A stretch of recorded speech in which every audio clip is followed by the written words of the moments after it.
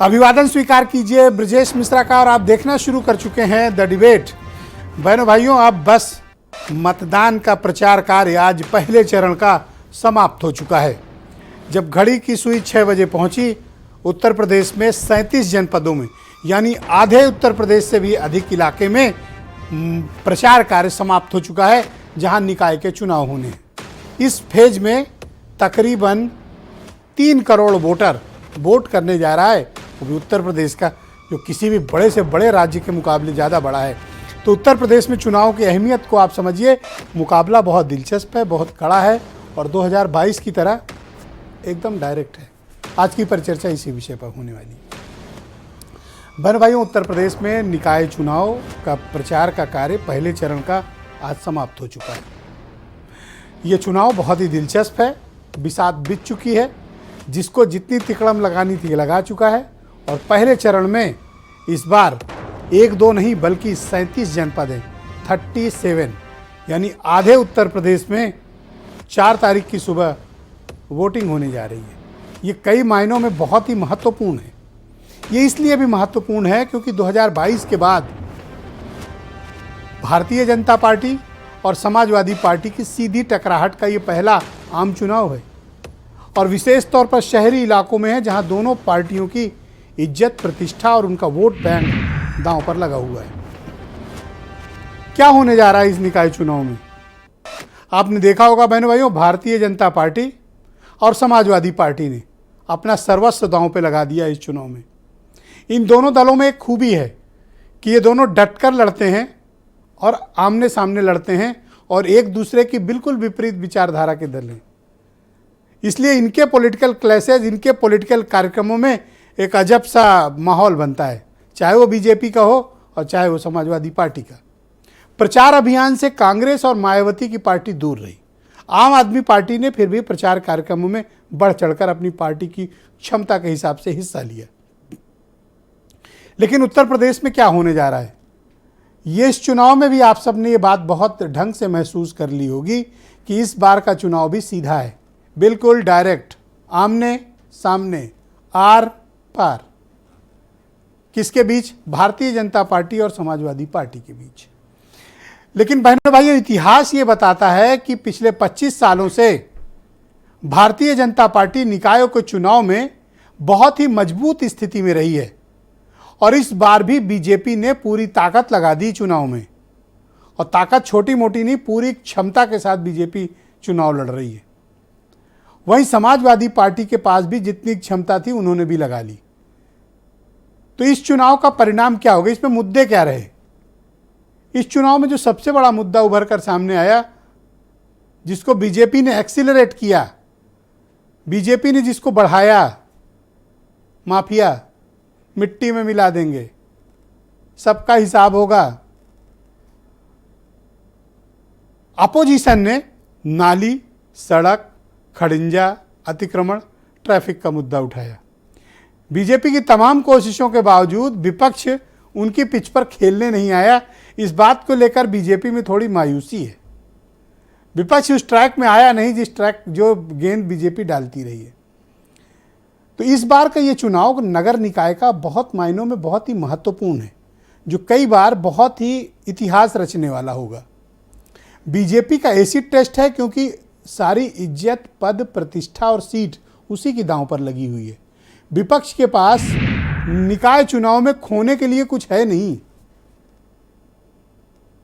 विपक्ष के पास इसके पहले 2017 में भी कुछ नहीं था और विपक्ष के पास इस चुनाव में भी, निकाय चुनाव में विशेष तौर पर होने के लिए कुछ भी नहीं है।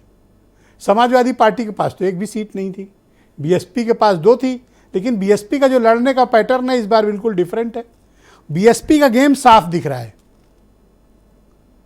हम जीते ना जीते तुम्हें जीतने नहीं देंगे। तुम्हें मतलब समाजवादी पार्टी, ये कंफर्म है बिल्कुल। और ये उनकी नेता खुलेआम कहती हैं। मैं कोई सीक्रेट आपको बात नहीं बता रहा हूं, ना कोई रॉकेट साइंस बता रहा हूं। कांग्रेस जिस प्रकार से इस चुनाव में अपने आप को अलग थलग पा रही है और कांग्रेस में जिस प्रकार से भगदड़ मची हुई है, कांग्रेस ने जितना निकाय चुनाव को अगंभीरता से लिया, ये बड़ा हैरान करता है बहनों भाई। कई बार तो बड़ा अचरज में डालता है कि कोई एक पॉलिटिकल पार्टी ने पूरा का पूरा ग्राउंड ही छोड़ दिया है।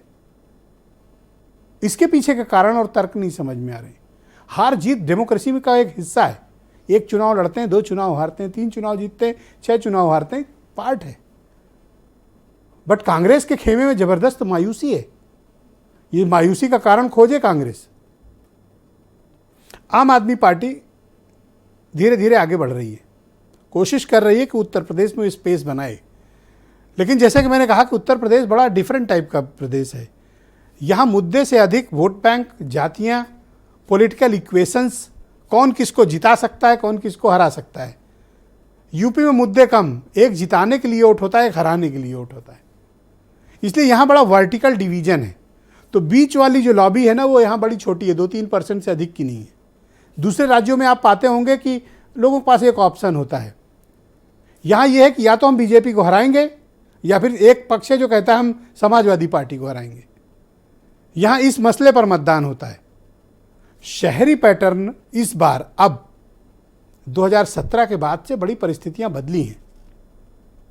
बदली हुई परिस्थिति में सत्ता पक्ष और प्रतिपक्ष दोनों के लिए जबरदस्त चुनौतियां हैं। और मैं एक बात और कहता हूं, जनता के लिए भी चुनौती है। आपको अपना शहर कैसा चाहिए, आपको अपना मोहल्ला कैसे चाहिए, आपको अपने शहर में सुख सुविधाएं कैसी चाहिए, यह डिसाइड करने का वक्त है, यह निर्णय करने का वक्त है कि जब आप शहर में मेयर और पार्षद चुनते हैं तो किन मुद्दों पर आपने ध्यान देना है। अतिक्रमण, ट्रैफिक व्यवस्था, साफ सफाई, बेहतर इंफ्रास्ट्रक्चर, बेहतरीन स्ट्रीट लाइट्स, अच्छी कानून व्यवस्था और उस पर भी सबसे बड़ी बात, बेहतर अर्बन ट्रांसपोर्ट सिस्टम।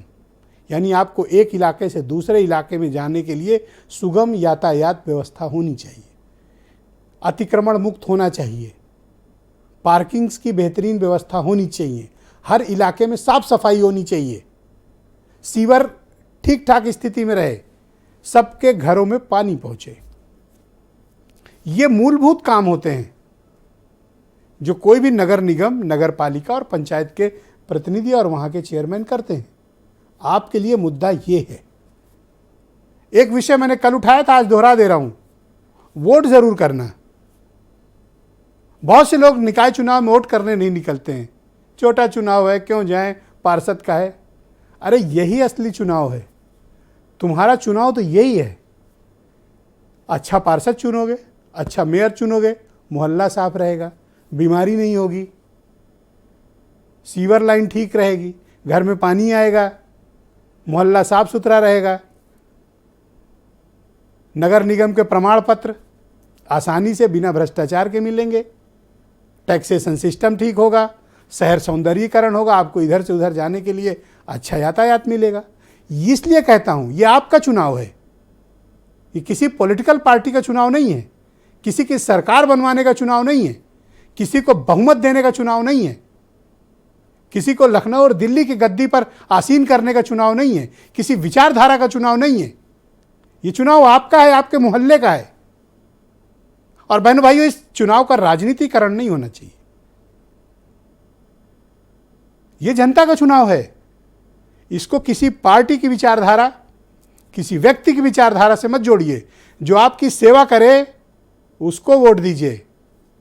आपका पार्षद मतलब आपका सफाई कर्मी आपके मोहल्ले का, और आपका मेयर मतलब आपका मुख्य सेवक, जो आप जिसका काम है, पहला मूलभूत काम है मेयर का आपके मोहल्ले की सफाई कराना।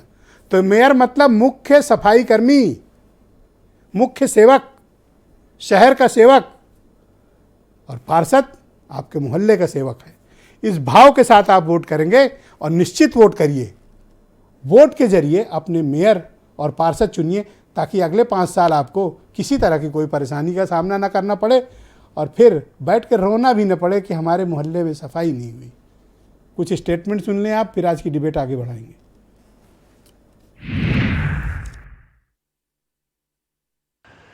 ये प्रकृति न किसी पर अत्याचार करती है और न किसी के अत्याचार को स्वीकार ही करती है। सबका हिसाब बराबर करके रख देती है। हम समाजवादियों की लड़ाई बहुत मुश्किल लड़ाई है, क्योंकि हमें सबका जवाब देना है। बीजेपी के लोगों को किसी का जवाब नहीं देना है, वो केवल नफरत की राजनीति करना है। और मुझे खुशी है कि चंद्रशेखर जी इस लड़ाई में हम लोग के साथ दे रहे हैं। जो सपना देखा था बाबा साहब भीमराव अम्बेडकर जी ने, जो सपना देखा था माननीय काशीराम जी ने, उस सपने को हम लोग मिलकर के आगे बढ़ाएंगे। ना ही कोई लंबी लंबी भाषणबाजी और ना ही कोई जुमलेबाजी, क्योंकि ये चुनाव जनता के मूलभूत समस्याओं से जुड़ा हुआ चुनाव है और कांग्रेस पार्टी प्रतिबद्ध है सड़क, बिजली, पानी की समस्याओं को दूर करने के लिए, क्योंकि कांग्रेस पार्टी जनता के मुद्दों पर बात करती है लगातार, और कांग्रेस पार्टी ने पहले भी किया है और फिर करके दिखाएगी। बहनों भाइयों, आज प्रस्तावना थोड़ी लंबी हो गई, लेकिन ज़रूरी थी ताकि वोटिंग परसेंटेज बढ़ जाए। संजय चौधरी भारतीय जनता पार्टी के प्रवक्ता हैं, सुरेंद्र राजपूत कांग्रेस से हैं, डॉक्टर आशुतोष वर्मा समाजवादी पार्टी से हैं, वैभव माहेश्वरी आम आदमी पार्टी से हैं, अजय चतुर्वेदी वाराणसी से मुझे ज्वाइन कर रहे हैं, बहुत जाने माने पत्रकार हैं, और वीरेंद्र सिंह जी हमारे स्टेट हेड। बहुत शुक्रिया और धन्यवाद आप सभी का इस कार्यक्रम में मेरे साथ उपस्थित रहने के लिए। संजय चौधरी जी, 37 जिलों में चुनाव होने जा रहा है, वोटिंग का समय अब आ रहा है, आज प्रचार समाप्त हो गया।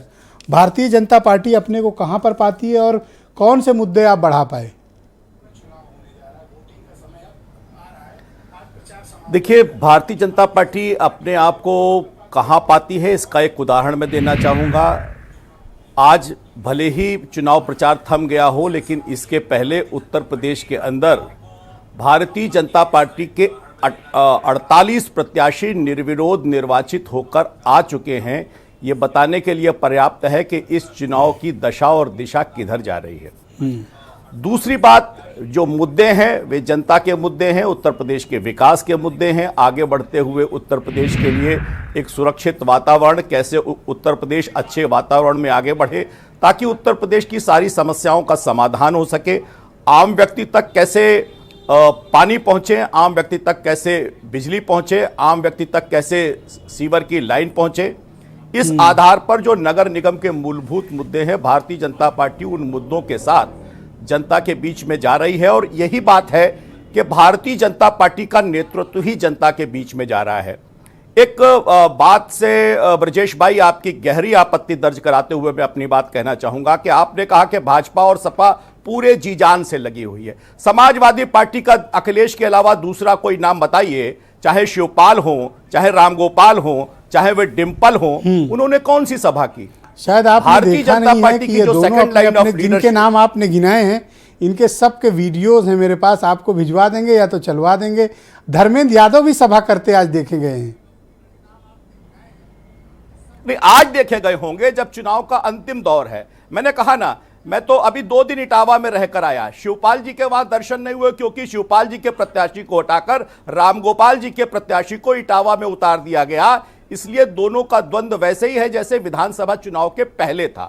अगर राजनीतिक दल का नेतृत्व, चाहे वो अखिलेश जी हो, चाहे वो तो आप ये बात कह रहे हैं कि समाजवादी पार्टी ने आपके लिए खुला मैदान छोड़ दिया?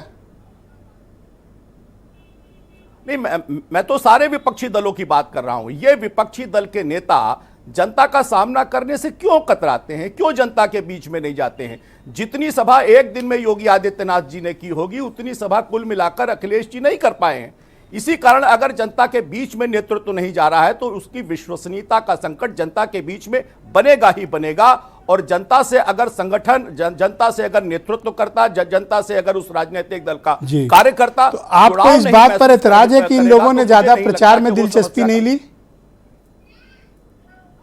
नहीं, मुझे आपके विश्लेषण पर थोड़ा कष्ट था। पर मैंने तो बताया कि ये सब लोग निकले हुए थे और ये सब प्रचार में कार्य शामिल थे। आज तो मैंने प्रोफेसर रामगोपाल और शिवपाल को एक साथ देखा। आज देखा होगा ना आपने, आज देखा होगा। आप बताइए चुनाव कितने दिनों से चल रहा है ब्रजेश भाई? अब ये तो ट्रैक कराना पड़ेगा कि ये लोग साथ साथ कहां गए। आप देखिए, भारतीय जनता का पार्टी की जो सेकंड लाइन ऑफ लीडरशिप है, वो चाहे उप मुख्यमंत्री ब्रजेश पाठक हो, मौर्य जी हो, पार्टी के प्रदेश अध्यक्ष हो, पार्टी के मंत्री हो, वो लगातार निर्वाचन क्षेत्रों में जाकर जनता से सीधा सीधा संवाद कर रहे हैं और अपनी पार्टी के किए हुए कामों को बेहतरीन तरीके से बता रहे हैं, उनके साथ सामंजस्य कर रहे हैं। लेकिन दूसरी तरफ उत्तर प्रदेश के सारे विपक्ष के नेताओं ने कुल मिलाकर उतनी सभाएं नहीं की होंगी जिसकी हाँ, ये बात आपकी ठीक है। मुझे लगता है कि जितनी सभाएं, रैलियां आप लोगों ने कर ली, उतना ये लोग नहीं कर पाए। अब इनके पास हेलीकॉप्टर जहाज भी तो नहीं है संजय भाई, कैसे कर लेंगे? नहीं, जहाज हैं, जहाज है, देखिए जहाज है, बाहर जाने के लिए जहाज है, बाहर जाने के लिए चार्टर्ड है, अपना काम करने के लिए चार्टर्ड प्लेन है, लेकिन जनता के बीच में जाने के लिए नहीं है। अच्छा, इस विश्लेषण पर आपने कुछ नहीं कहा कि सुरेंद्र राजपूत की पार्टी एकदम चुनाव से गायब हो गई है? इस पर आप कुछ बोले नहीं? नहीं, उनकी तो नेता ही गायब हो गई। सोनिया जी ही अभी तक लोकसभा का चुनाव जीतने के बाद रायबरेली नहीं आए हैं। यह बड़ा प्रश्न चिन्ह है। जिस जनता ने आपको जिताकर भेजा है उसके सुख दुख में भागीदार रहना चाहिए, उसके लिए आना चाहिए। और मुझे लगता है कि बेहतरीन लोकतंत्र के लिए जरूरी है कि राजनीतिक दलों के नेता अगर चुनाव में अपनी पार्टी को उतार रहे हैं तो उनको भी चुनाव में जनता अच्छा, सुरेंद्र राजपूत मुझे मैसेज करके ये कह रहे हैं कि आपसे एक सवाल पूछ लिया जाए कि राजनाथ सिंह कहां हैं, वो प्रचार में क्यों नहीं आए? देखिए मैंने कहा ना कि राजनाथ जी आज ही आपने देखा होगा कि मालदीव में हैं, और मालदीव में वहां पर एक पोत दिया जा रहा है मालदीव को उसकी डिफेंस के लिए। मुझे लगता है कि देश का एक बेहतरीन काम है, अपने दायित्व में है। थैंक यू, बहुत शुक्रिया आपका। डिबेट के दूसरे चरण में आपके बाकी सवाल लेंगे। पहला चरण आपके साथ बड़ा दिलचस्प रहा। डॉक्टर आशुतोष वर्मा मेरे साथ मौजूद हैं, समाजवादी पार्टी के प्रवक्ता हैं। एक तो बीजेपी को बहुत गहरा ऐतराज़ है कि आपकी पार्टी की टॉप लीडरशिप ने बहुत कम प्रचार किया, साथ नहीं दिखे, ज़्यादा करना चाहिए। आपके सामने बता रहे हैं इसलिए नहीं जा रहे हैं आप लोग क्योंकि विश्वसनीयता का संकट है। धन्यवाद विजय जी। और मैं अभी भी एक अपने कार्यकर्ता के वहाँ से आपको लाइव कर रहा हूँ। तो संजय भाई को पता होना चाहिए कि समाजवादी पार्टी एक ऐसी पार्टी है जिसके कार्यकर्ता जमीन स्तर पे सबसे ज्यादा हैं। वो ट्विटर और फेसबुक वाले नहीं हैं। और अभी कल ही फेसबुक पे ऑडियो रिलीज हुआ है जिसमें भारतीय जनता पार्टी के कुछ लोग जो है कहते हैं कि मैं 1.5 लाख रुपए दूंगा जरा ट्विटर पे ट्रेंड कराओ।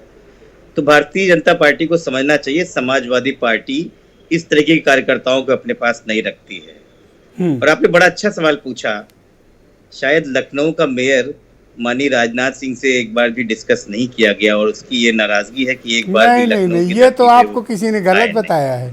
मोहर उन्होंने ही मारी, टिक उन्होंने ही लगाया विजय जी। आपकी बात नहीं होगा, लिस्ट वहीं गई थी, उन्होंने टिक किया है। पिछली बार बूथ सुरेंद्र राजपूत बता रहे थे साथ बैठे हुए थे। खैर छोड़िए। तो हमें कहना यह है कि समाजवादी पार्टी की कार्यकर्ता, उनके नेता, उनके फर्स्ट लाइन सेकंड लाइन कोई नहीं होते हैं, सब कार्यकर्ता होते हैं और सब अपनी मजबूती से अपनी जगह पे खड़े हुए हैं और अपना चुनाव लड़ रहे हैं। वो बात दूसरी है कि संजय भाई को अपनी पार्टी के अलावा दूसरी दिखाई नहीं पड़ती है और कुछ लोग दिखाते भी ज्यादा है, कुछ लोग ट्रेंड भी ज्यादा कराते हैं, लेकिन समाजवादी पार्टी अभी बहुत मजबूती से। पर उनके इन आरोपों पर अगर आपको जवाब देना चाहिए कि आपकी पार्टी की टॉप लीडरशिप ने बड़े समय तक 2-4 दिन पहले अभी जाके एक्टिव हुए, उसके पहले निकाय चुनाव में दिलचस्पी वाकई में नहीं दिखाई। अभी 2-4 दिनों में काफी सक्रियता दिखी, ये मैं जरूर कह रहा हूँ। नहीं विजय जी, ऐसा है कि पहले हम लोग जमीन पे वर्क करते हैं, पहले हम लोग समीकरण बनाते हैं कहाँ पे कौन रूठे हैं, कौन नहीं, कौन साथ में है, कौन नहीं साथ में है। जबकि जो टाउन एरिया के और नगर निकाय के चुनाव होते हैं इसमें कई पार्टियों में और ज्यादातर पार्टियों में कुछ असंतुष्ट भी रहे हैं। हमें पहले उनको मनाना था, उनको अपने साथ वापस लाना था। तो इसलिए हम लोग ने जमीन पे काम किया, घर घर जाके लोगों तो कुछ मुकाबला देने की स्थिति में आप हो, क्योंकि पिछली बार तो इन्होंने झाड़ू चला दी थी एकदम, सारी की सारी सीटें अधिकांश इनके पास थी। नगर पंचायतों में आपका परफॉर्मेंस था, बट पालिकाओं और नगर निगम में ये हावी थे आपके ऊपर। नहीं, सरकार का दुरुपयोग किस तरीके से करते हैं ये अभी किसी ने देखा नहीं। जिस प्रकार से जिला पंचायत के चुनाव हुए थे कि इन्होंने क्या किया, पर्चा फाड़ दिया, इन्होंने पर्चा नहीं भरने दिया, साड़ियां तक औरतों की फाड़ी, उनके ऊपर बम तक चलाएं। तो भारतीय जनता पार्टी तो सीधे तौर से चुनाव लड़ नहीं सकती ना, इसलिए दूसरे रास्ते से अपनी एडमिनिस्ट्रेटिव पावर को कैसा मिसयूज करना है वो भारतीय जनता पार्टी से अगर सीखना है तो आप सीख लीजिए। इसीलिए हम कहते हैं लोकतंत्र खतरे में है। अच्छा, ये भी याद रखिएगा कि 2 असेंबली कॉन्स्टिट्यूएंसी में बाई इलेक्शन है, 96 मिर्जापुर और स्वार रामपुर। उसको लग रहा है लोग भूल गए हैं। नहीं, हमारे वहाँ देखिए उसके लिए भी लड़ाई लड़ रही है। हमारे प्रदेश अध्यक्ष लगातार 96 में हैं और जितनी भी छोटी पार्टियों के साथ वो प्रेस कॉन्फ्रेंस कर रहे हैं। कल प्रदेश अध्यक्ष बनारस में थे, आज राष्ट्रीय अध्यक्ष जो है वो सहारनपुर में है, कल लखनऊ में थे, परसों देवरिया में थे, उसके पहले संत नबीगढ़ गए थे, उसके पहले गोरखपुर में थे, आज आपने खुद बोला शिवपाल जी और रामगोपाल यादव जी भी थे। हर क्षेत्र में उसकी एक ड्यूटी लगी है। जैसे मेरी क्षेत्र मेरे लखनऊ का प्रभारी हूँ, तो प्रोफेसर और शिवपाल साथ मंच पे दिखेंगे तो खबर तो बनेगी। देखो बिल्कुल, तो लोग जहां जहां काम कर रहे हैं उसको टीवी पे दिखाने की जरूरत नहीं है, उसको कहीं नहीं करनी है, अपनी मजबूती करनी है। क्योंकि अब ये उत्तर प्रदेश की जनता ने जाना है कि जो नगर निगम की हालत है, आप लखनऊ की हालत देख लीजिए, वो नगर निगम 300 करोड़ के घाटे पे चल रहा है। और ये वही नगर निगम है जिसमें स्टॉक एक्सचेंज पे इन्होंने जाके मुंबई में उसपे जो है हाँ, उसका थोड़ा पता करिए कि शेयर रेट क्या चल रहा है, इस पे थोड़ी रिसर्च करिए। तो जो खुद नगर निगम 300 करोड़ के घाटे पे चल रहा है, थैंक यू, जो अपने मेयर प्रत्याशी को रिपीट भी नहीं कर पा रहे हैं, वो जानते हैं कि उनको रिपीट नहीं कर सकते क्योंकि बुरी तरह हार जाएंगे। तो ये स्थिति है भारतीय जनता पार्टी की, और इसमें पूरे देश ने, हर राजनाथ वाली जो आपने बात की उसको करेक्ट कर लीजिए, गद्दी से हटाना है, वरना ये वाकई लोकतंत्र की जितनी धज्जियां उड़ा सकते हैं उतनी उड़ा रहे हैं। सुरेंद्र राजपूत मेरे साथ मौजूद हैं, कांग्रेस के प्रवक्ता हैं। बहुत शुक्रिया आपका सुरेंद्र जी। एक तो लांछन ये लगा रहे हैं संजय चौधरी की आपकी पार्टी की कोई दिलचस्पी नहीं है उत्तर प्रदेश में चुनाव को लेकर, पूरा मैदान छोड़ रखा है। दूसरा विषय ये है कि कांग्रेस इस चुनाव को सीरियसली क्यों नहीं ले रही है, क्या प्रॉब्लम है आप लोगों की, या अभी संगठन तैयारियों के स्तर पर है, या आपने खुला मैदान विपक्ष के बाकी दलों और बीजेपी के लिए छोड़ दिया है? ब्रजेश भाई, सारी बातों का जवाब दूंगा। उससे पहले मैं, आपने बड़े कुछ गंभीर प्रश्न किए, उन सारी चीज़ों को ले लेते हैं तो अपने आप आपको सारी चीज़ें क्लियर हो जाएंगे, बिल्कुल आईने के माफिक क्लियर हो जाएगा। लखनऊ में हम और आप रह रहे हैं, पिछले, मैं तो 40 साल से रह रहा हूँ, मेरे ख्याल से 35 से आप भी रह रहे हैं, और उसमें जब से भारतीय जनता पार्टी का मेयर है लगभग 20 साल से ज़्यादा हो गए हैं, और 20 साल से ज़्यादा में भारतीय जनता पार्टी का लखनऊ का मेयर में भी बहुमत है और मेयर भी उनका प्रत्याशी है। Doctor SC. राय हों, चाहे दिनेश शर्मा जी हों, चाहे सुनीता भाटिया जी हों, आप हमें ये बता दीजिए कि उत्तर प्रदेश में लखनऊ नगर निगम को ही अगर आप बेंचमार्क मान लें तो क्या लखनऊ नगर निगम के कर्मचारियों की संख्या पूरी हो गई? क्या नाम, जो 16,000 कर्मचारी सफाई के होने चाहिए वो हो गए? जवाब मिलता है नहीं। क्या लखनऊ पिछले 20 साल में लगातार इन्हीं का वो था बहुतायत समय में, तो आज क्या लखनऊ निगम जेनारियम में पूरा हो गया है? जवाब मिलता है नहीं। अगर आप ये पूछिए कि क्या नाम, गोमती नदी साफ हो गई? जवाब मिलता है नहीं। आप पूछ लीजिए कि यातायात की व्यवस्था, अतिक्रमण की तो पोजीशन ये है कि सुमेर अग्रवाल नाम का जो भारतीय जनता पार्टी के एक बहुत बड़े धन्ना सेठ हैं, उनके होटल को, उनके गलत बने होटल में 5 लोगों की मृत्यु हो जाती है, और आप ही लोग चलाते हैं कि 4 दिन में, 3 दिन में, 2 दिन में, 1 दिन में वो होटल ध्वस्त हो जाएगा। अभी तक नहीं।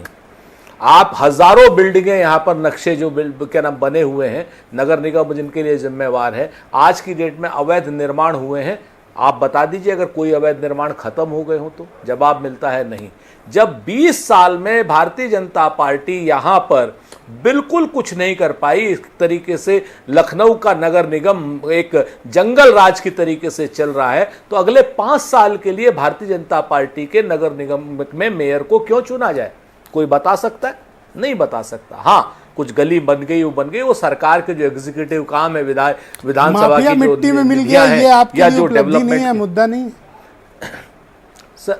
सर मैं आपको फिर वही, अगर माफिया मिट्टी में मिल गया, ये नगर निगम के चुनाव का मुद्दा है, तो मैं आपसे बहुत पूरी तरीके से प्रतिवाद करूंगा। मैं आपसे कतई सहमत नहीं होऊंगा।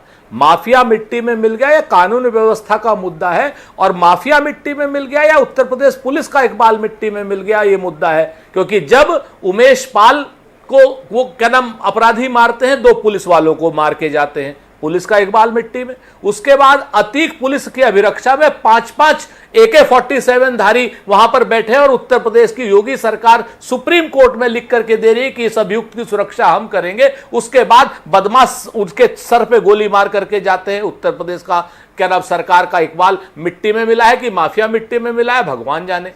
भाई जिसने जो हत्या की है वो माफिया नहीं है क्या? वो उत्तर प्रदेश के सरकारी कर्मचारी हैं?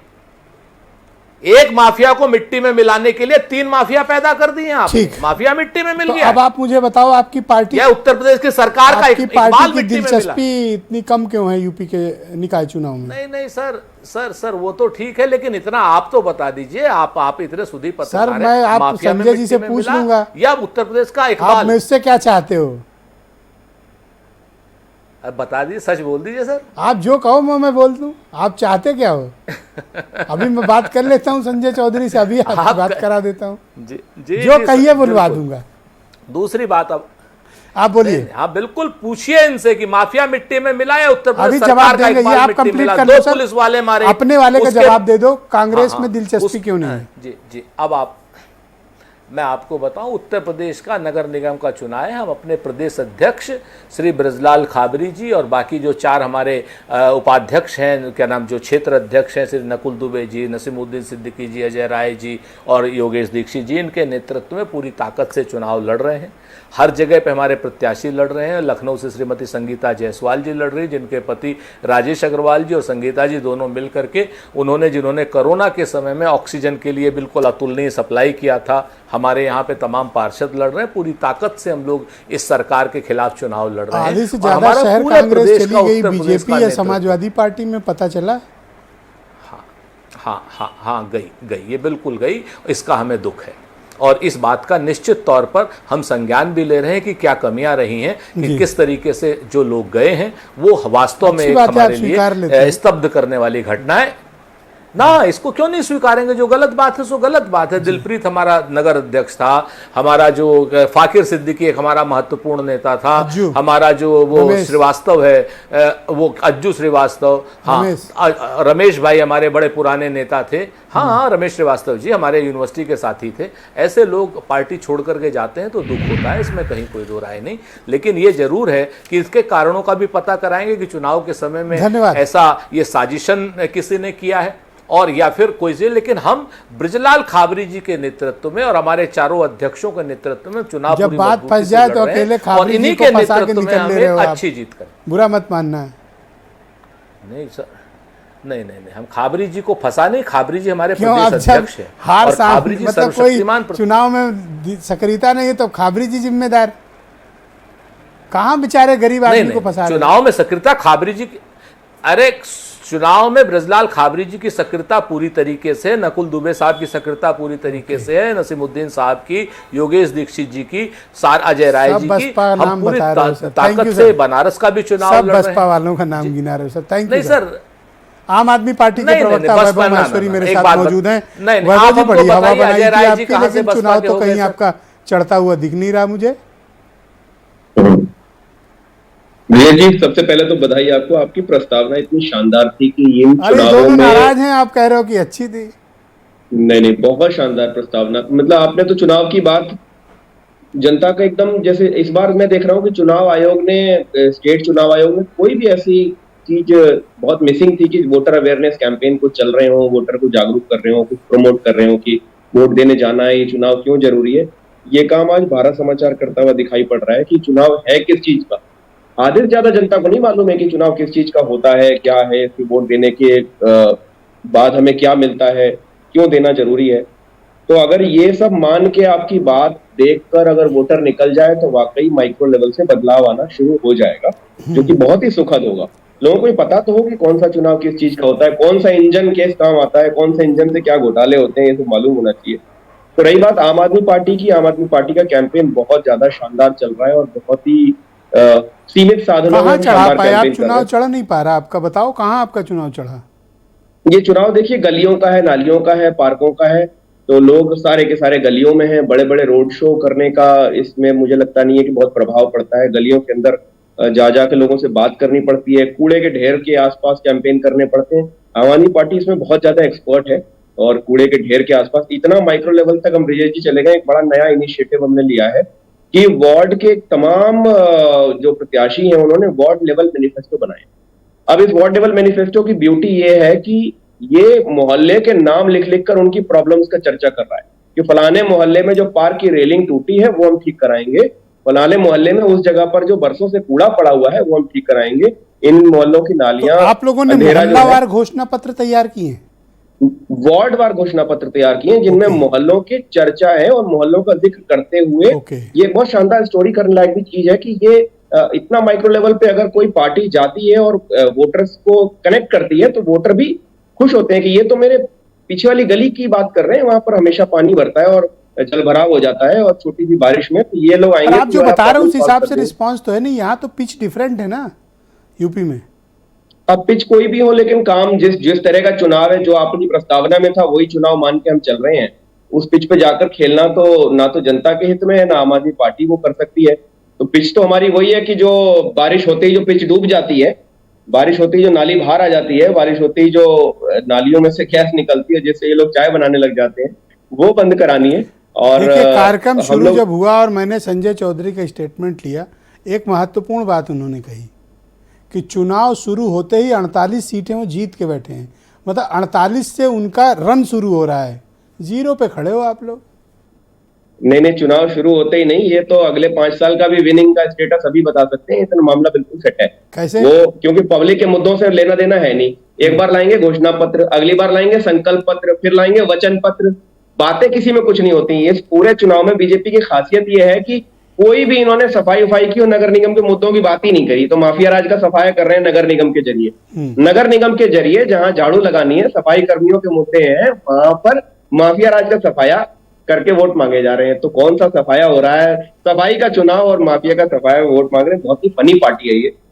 एक्चुअली लोगों के मुद्दों पर काम करना चाहिए और उस पर बीजेपी तो बिल्कुल ही फेल है। इनके सारे के सारे डिबेट के दूसरे चरण में आपके बाकी विचारों को मैं सम्मिलित करूंगा।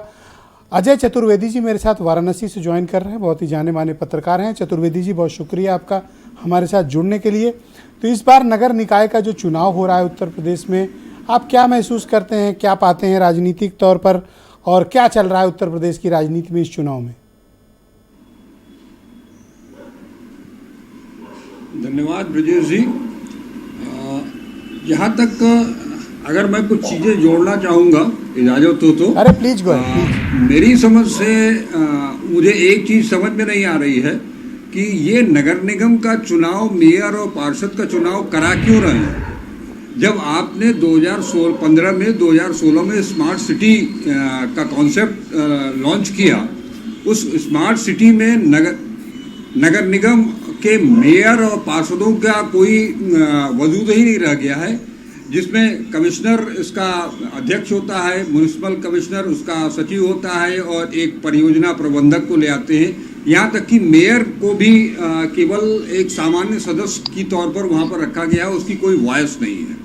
एक चीज।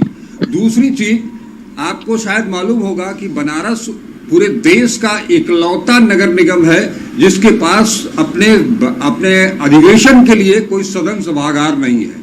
पिछले चुनाव के पहले ही वो सदन का सभागार गिरा दिया गया एक कन्वेंशन सेंटर बनाने के लिए। उसके बाद से 5 साल तक उसका कोई नाम नहीं लिया गया और हालत ये रही कि जो नगर निगम अधिनियम के तहत जो बैठकों, सदन की बैठक और कार्यकारिणी की बैठक का जो शेड्यूल है वो भी मानक के अनुरूप पूरा कभी नहीं हो सका। आलम यह है कि 2021 के बाद से सदन की कोई बैठक नहीं हुई, कार्यकारिणी की कोई बैठक नहीं हुई। एक चीज। दूसरा, आपने स्मार्ट सिटी का कॉन्सेप्ट लागू किया। आपको पता होना चाहिए, शायद सबसे प्रदूषित शहरों में बनारस की गिनती होती है। बनारस का ट्रैफिक सिस्टम सबसे बदतर है। 100 मीटर अगर आप कार से चल रहे हैं, 100 मीटर की दूरी तय करने के लिए आपको कम से कम आधे घंटे लगेंगे। इस तरफ किसी का हम लोग तो सुनते हैं लखनऊ दिल्ली में कि वाराणसी एकदम बदल गया है, कायाकल्प हो गया है, बहुत बेहतरीन हो गया है, स्मार्ट सिटी हो गया और सब कुछ बहुत अच्छा है। आप तो एकदम उल्टी तस्वीर बता रहे हैं।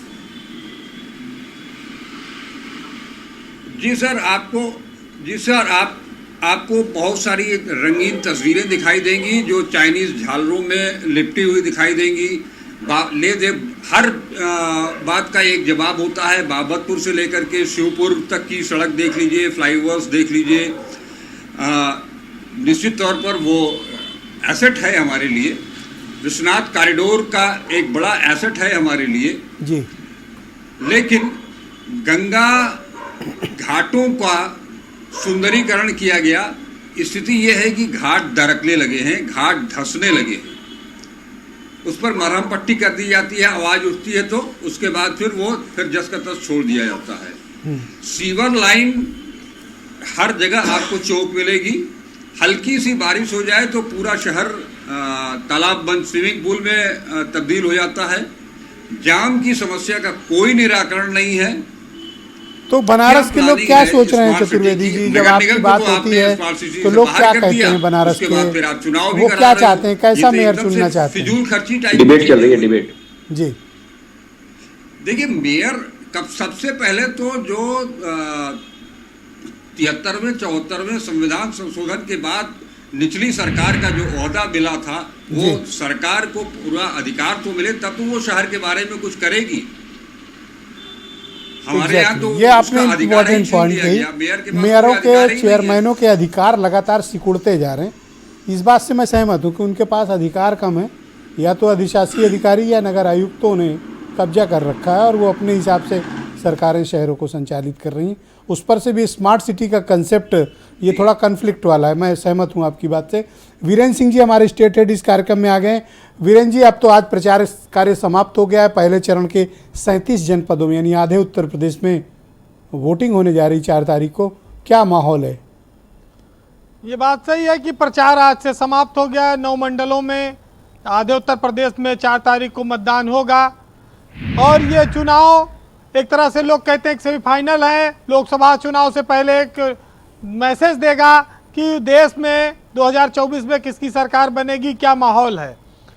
लेकिन उत्तर प्रदेश में देखिए चुनाव जो हो रहा है, प्रमुखता से अगर आप देखें तो सपा और भाजपा ये 2 बड़ी पार्टियां हैं जो मजबूती से चुनाव लड़ रही हैं, जिनके पास वोट बैंक है और जिनके पास अपने प्रत्याशी सब जगह हैं। तीसरा सबसे बड़ा अगर लड़ाई लड़ रहा है इस समय कोई, तो आम आदमी पार्टी, जिनके पास अच्छे कैंडिडेट हैं, अच्छे वक्ता हैं, खासतौर से उनकी महिला जो कैंडिडेट्स हैं वो जुझारू दिखाई पड़ती हैं। ये चुनाव परसों मतदान हो जाएगा, अब बहुत सारी चीज़ें होंगी, लेकिन अब आज की रात से असली खेल शुरू होगा। खेल ये होगा कि अब मोहल्लों में, गरीबों की बस्ती में ज़रूरत की जो चीज़ें हैं वो पहुंचेंगी। शाम को थकावट मिटाने के लिए दवाई की भी व्यवस्था होगी और पैसा भी बटेगा। ये हर चुनाव में होता रहा है। सरकारी तंत्र का अपना हिसाब है, पुलिस का, जिसकी सरकार उसका प्रचार वो जारी रहा है, उस पर कोई रोक तो कभी रहा नहीं। और देखिए, समीकरण और संगठन ये 2 चीज़ हैं जिन पर चुनाव लड़ा जाता है। अब इसमें भारतीय जनता पार्टी दोनों में आगे है, क्योंकि शहरी क्षेत्र में उसके समीकरण का कोई मुकाबला नहीं। संगठन उनके पास है, लोग रोज उनसे जुड़ भी रहे हैं। विपक्ष में कोई नेता जाना नहीं चाहता, सब भाजपा में शामिल हो रहे हैं और भाजपा सबको स्वीकार भी कर रही है। अब कांग्रेस और बसपा की स्थिति थोड़ी जो है संगठन के मामले में भी कमज़ोर है और हर जगह खाली मेयर से ना देखा जाए, सभासद पर भी सारे प्रत्याशी ये लोग खड़ा नहीं कर पाए। तो सभासद से लेके नगर पालिका, नगर पंचायत और मेयर, ये 4 बड़े जो चीज पद हैं, इन चुनावों में इनका बड़ा रोल है। लेकिन अब जो पार्टियां कमज़ोर हैं संगठन के स्तर पर, उनको सामने तो देखिए चुनाव वो लड़ जरूर रही हैं। जीतेंगी कितना? जब 16 था तो 14 बीजेपी जीती, 2 बसपा जीती थी। अब 17 नगर निगम है, मेयरों की सीट है। बीजेपी 17 जीतने की कोशिश में है और विपक्ष का हाल ये है कि मायावती मुसलमान कैंडिडेट ज़्यादा भरोसा किया उन्होंने। सपा का वोट बैंक जो है वो एमवाई ही है।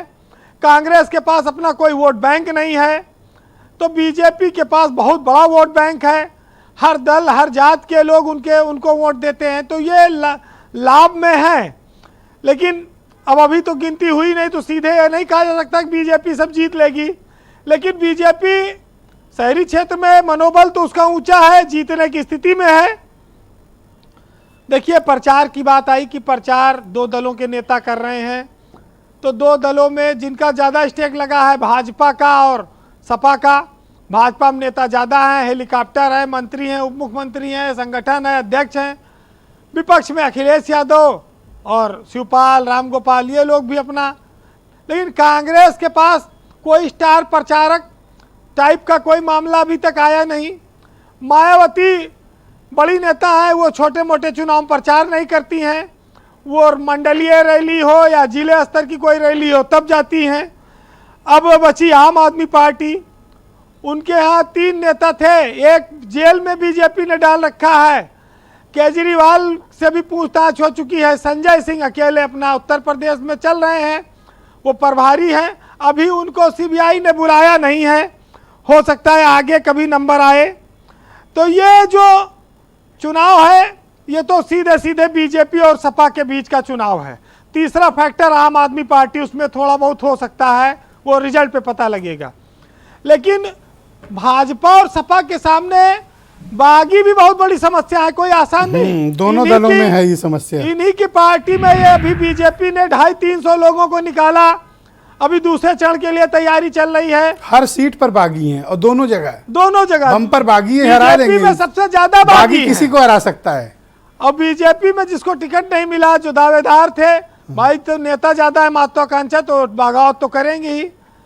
ब्रजेश जी, हम लोग चुनाव की बात करते हैं, नगर निगमों में मेयर एक सेरेमोनियल पद रह गया है। जब कोई प्रधानमंत्री राष्ट्रपति आवे तो जाके हवाई अड्डा पोकर नगर का चाबी सौंप दे। नगर की चाबी एक अंग्रेजों के जमाने से व्यवस्था चली आ रही। इसके अलावा कोई फाइनेंशियल पावर, वित्तीय पावर मेयर को नहीं है। मेयर बोर्ड के ऊपर निर्भर है, बोर्ड से भी बहुत सारे जो प्रस्ताव होते हैं उसमें सब नगर आयुक्तों को अधिकार है, सरकारी अफसरों को अधिकार है। तो बस ये है कि अब चूंकि बीजेपी के मेयर ज़्यादा रहते हैं, उनकी सब जगह सरकार है, तो उनका काम वाम थोड़ा ज़्यादा हो जाता है। हमारे देश में चुनाव जब होता है तो नेता गरीबी हटाने की बात करता है, चुनाव जीतने के बाद जनता भूख से तरसती है, नेता खुद मेवा खाता है। ये एक पुरानी बात रही है। और आज की सियासत में जो ज़मीर बेचता है वो अमीर हो सकता है, क्योंकि ज़मीर बेचने वाले का कोई अपना दल नहीं होता, जो दल ताकत में होता है वो उसके साथ चला जाता है। और उत्तर प्रदेश और देश की राजनीति में उदाहरण स्वरूप एक चलन है कि घूस पूरा लेंगे लेकिन जनता के बीच ईमानदार कहलाना चाहते हैं, बड़े शौक से कहलाना चाहते हैं। तो ये जो समीकरण है और जो संगठन है, यही चुनाव की ताकत है और यही परिणाम देगा। तो जी आप इसको देख सकते हैं, स्मार्ट सिटी में चाइनीज झालरों से जगमगाहट रात की काफ़ी शोभा बढ़ाती है, लेकिन जब दिन में आप सड़कों पर चलते हैं तो सीवर के नाम पर हर साल खुदाई, गड्ढे, सड़क और पाइपलाइन, जो जाम की समस्या, उससे सारे लोग रूबरू हैं। अब इस बात में बहुत सारी चीज़ें आती हैं, लेकिन कहते हैं कि जब तक बीजेपी के पास लाभार्थी योजना है, 5 किलो राशन है, अभी इतना आसानी से उसको हरा पाना मुश्किल है। महंगाई, बेरोजगारी जैसे मुद्दे गायब हैं, अतीक अहमद और मुख्तार जैसे लोग हावी हैं। तो ये चुनाव उसी तरह क्या है। बहरहाल जो लोग बहुत पढ़े लिखे हैं, सरकार में बैठे हैं, बहुत मजबूत हैं, बड़े ताकत में हैं, उनके लिए है कि होगी तुम्हारे पास जमाने भर की ताकत, अगर छलकती आँखों को न पढ़ पाओ तो अनपढ़ हो तुम। और हे ईश्वर, एक ऐसा आईना बना दे जो चेहरा तो नहीं लोगों की नीयत दिखाता हो। क्योंकि जी ब्रजेश जी, दुनिया वो किताब है जो कभी पढ़ी नहीं जा सकती, लेकिन जमाना एक ऐसा उस्ताद है जो सब कुछ सिखा देता है, हालात सब कुछ सिखा देता है।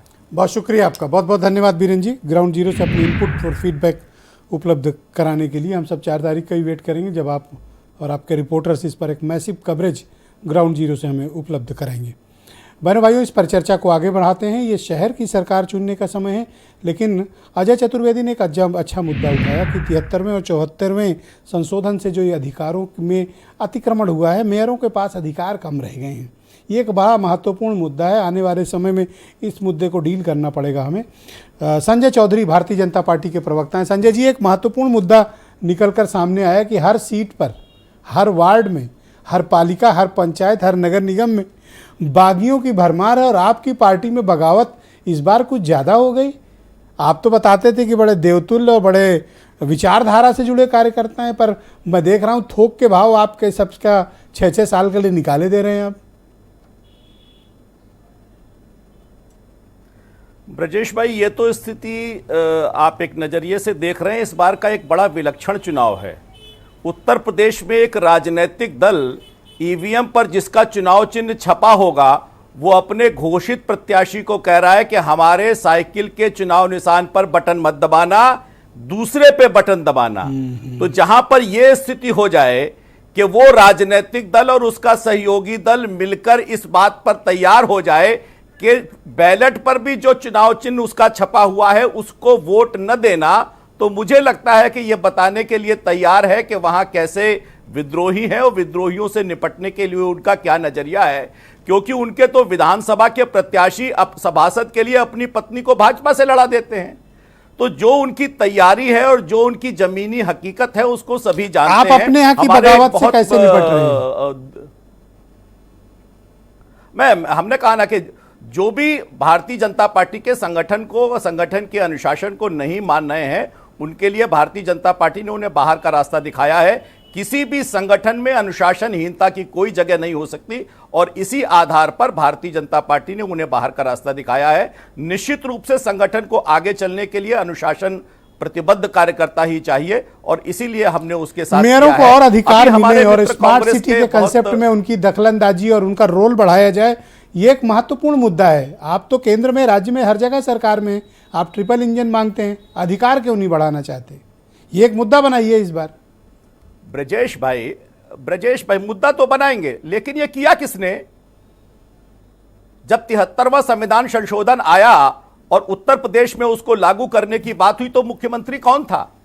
जरा दिमाग पर जोर डालेंगे तो मुलायम सिंह उस समय मुख्यमंत्री थे और उनका प्रपोजल क्या था? विधानसभा में तो उनका बहुमत था लेकिन विधान परिषद में बहुमत नहीं था और वो चाहते थे कि मेयर भी वैसे ही चुने जाएं जैसे जिला पंचायत के अध्यक्ष चुने जाते हैं। वो तो भला मानिए भारतीय जनता पार्टी का, जिसका विधान परिषद में बहुमत था और उसने इसे प्रवर समिति को भेज दिया था और उसके बाद इसका निर्णय निकला था कि डायरेक्ट इलेक्शन मेयर का होना चाहिए। और मेयर के अधिकार किसने कम किए? जब आजम खां इस उत्तर प्रदेश में नगर विकास मंत्री बने तो उन्होंने मेयर के जो 50 लाख तक की स्वीकृति का अधिकार था वो 20 लाख का कर दिया। बात नंबर 2, उन्होंने उत्तर प्रदेश के अंदर डिप्टी मेयर्स के पद खत्म कर दिए। तो इस नगरीय निकाय में दूसरा कार्यकाल चल रहा है। अब आजम ने जो आर्डर्स किए थे वो डिमोलिश करिए, आप लाइए, आदेश दीजिए दोबारा। अब क्या कठिनाई है? नहीं, निश्चित रूप से इस बार हम आएंगे तो इसमें बेहतरी के आधार पर निर्णय करेंगे और सशक्त उत्तर प्रदेश में कैसे स्थानीय स्वशासन बने। अजय चतुर्वेदी कुछ कहना चाहते हैं। अजय जी, आप कुछ कह रहे थे। Yes, go ahead. नहीं, मैं यही कहना चाह रहा था कि हाँ, पिछली सरकारों ने क्या किया वो ही हम गाते रहेंगे या 10 साल से डबल इंजन की जो सरकार 7 साल से चल रही है वो भी तो इन मेयरों को कुछ अधिकार दे सकती थी, वो भी तो कुछ प्रस्ताव ले आ सकती थी यूपी सरकार से लेकर के और केंद्र सरकार के बीच तक। लेकिन वहां तो हमको कुछ दिखाई नहीं दिया, इनकी तरफ से कोई पहल ही नहीं हुई। और स्मार्ट सिटी को ले आकर के उसका जो कॉन्सेप्ट है, उसका जो गवर्निंग बॉडी है उसमें संजय चौधरी जी 20 सेकंड आप रिप्लाई करिए। साफ चतुर्वेदी जी रुकिएगा जरा, संजय जी जवाब दें। आगे बढ़ करके थैंक यू चतुर्वेदी। बड़ी विनम्रता से मैं आपको याद दिलाना चाहूंगा कि जो स्मार्ट सिटी का प्रोजेक्ट है उसकी जरा बाईलॉज को देखिए। वो केंद्र और राज्य के बीच का एक ज्वाइंट वेंचर है, उसमें नगर निकाय कहीं भी शामिल नहीं है और चूंकि उसको फाइनेंशियली जो उसके पास जो स्टेट और सेंटर जो पैसा देता है, जिसकी योजना होती है वो अपनी योजना के अनुसार काम करता है और इस बॉडी के अंदर मेयर और सभासदों के प्रतिनिधि का भी स्थान है। तो उनकी भी राय निश्चित रूप से इसमें ली जाती है। थैंक यू संजय जी, शुक्रिया। सेंटर की स्कीम है, चतुर्वेदी जी स्टेक होल्डर है, निश्चित रूप से उसको लिया जाता है। लास्ट 20 सेकंड पर इसमें काम। Chaturvedi ji, go ahead. जी सर, मैं ये सिर्फ इतना कह रहा हूं, आपने जितना समझाया वो सब कुछ मैंने पढ़ा है, उसको देखा है, लेकिन जो आप सेटअप बता रहे हैं उसमें केवल एक मेयर को साधारण सदस्य के रूप में रखा गया है। अगर आप उसका अधिकार बढ़ाना चाहते हैं, क्योंकि नगर निगम का चुनाव जो होता है, नगर निकाय का जो चुनाव होता है वो सड़कों का है, गलियों का है, सफाई का है, ट्रैफिक का है, बिजली स्ट्रीट लाइट्स का है। यहाँ पर कोई माफिया को गर्त में मिलाने का ये चुनाव नहीं है। यही वजह है कि आपके पास एक निश्चित तौर पर एक बड़ा संगठन है, आपके पास डबल इंजन की सरकार है, आपका जो इवेंट है वो बहुत बड़ा इवेंटफुल सारे कार्यक्रम आपके होते हैं, उसकी तुलना में विपक्ष के लोगों का थैंक यू प्रचार आपको चतुर्वेदी दिखाई जी, नहीं शुक्रिया। देता है। मैं बावजूद समय रहा तो इसके आपको मैं दोबारा ये दावे कनेक्ट के करता साथ कह हूँ, सकता हमारे हूँ साथ कि बने बनारस रहिएगा। में ट्रायंगुलर डॉक्टर आशुतोष वर्मा, लड़ाई समाजवादी हो रही पार्टी है के प्रवक्ता, और आप ये बागियों से आसान कैसे नहीं होगा कि निपटिएगा? बीजेपी डॉक्टर अपने आशुतोष, साथ को बचाए रखे। बागी तो आपके ऊपर कई जगह भारी पड़ रहे हैं, आपने मैंने भी पढ़ा और देखा कई जगह कि आप कह रहे हैं साइकिल पे ही वोट मत दो, इंडिपेंडेंट वाले को दे दो, हमारा प्रत्याशी वो है। नहीं, ये देखिए ब्रजेश जी, इसमें जिस सीट के बारे में बात कर रही हैं, उसके जो पहले भी मेयर थे वो निवर्तमान वो समाजवादी पार्टी से मेयर थे, और हमने अपने सिंबल वापस लिया है और कहा है कि इन्हीं को वापस सपोर्ट दो। हम इस नगर निगम में चुनाव को जीतना चाहते हैं, क्योंकि हम जानते हैं कि जिस प्रकार से भारतीय जनता पार्टी के प्रवक्ता बोल रहे हैं, ये बड़ी बड़ी संविधान की बातें कर रहे हैं। 10 साल से केंद्र की सरकार चल रही है, 6-6.5 साल से उत्तर प्रदेश की सरकार चल रही है, विधानसभा में आपका बहुमत है, विधान परिषद में आपका बहुमत है, तब आपको याद नहीं आ रही थी। आज स्थिति ये है कि आप जोर जबरदस्ती करके किस तरीके से भारतीय जनता पार्टी जो है वो हमारे समाजवादी पार्टी के लोगों के ऊपर उत्पीड़न कर रही है। तो आज ही की लगातार खबरें आ रही अपने हैं। बागियों से तो कैसे निपटोगे? इनसे ये तो जो कर रहे हैं सो कर रहे हैं, अपने बागियों से जहाँ नहीं तक निपट बागियों पा की रहे। बात है, हर जिले में आपके यहाँ बगावत है, इनके यहाँ भी है और आपके यहाँ, दोनों के यहाँ हर है। आदमी टिकट चाहता है, हर आदमी चुनाव लड़ना चाहता है।